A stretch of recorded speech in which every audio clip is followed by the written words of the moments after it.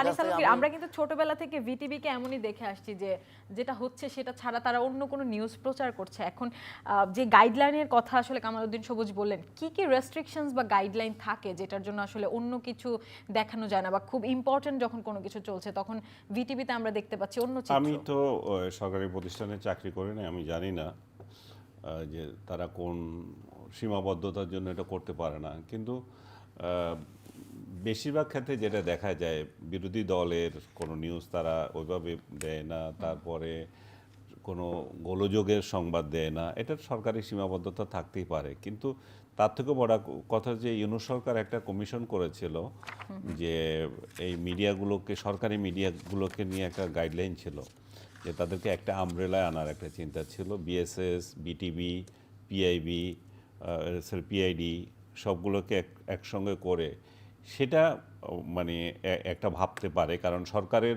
তো নির্দিষ্ট মিডিয়া থাকা অস্বাভাবিক, মানে এটা অন্যায় কিছু না, সরকারের নিজস্ব মত যাবে। কারণ আপনি বেসরকারি মিডিয়াতে অনেক খবর আমরা আবার পাই না, কারণ তারা তাদের প্রয়োজন মনে করে না সেগুলোকে।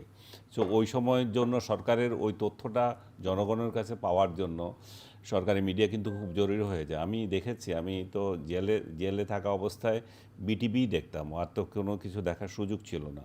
সো ওইখানে দেখেছি কিছু কিছু আইটেম তারা এমনগুলো করে যেটা অন্য কেউ করবে না।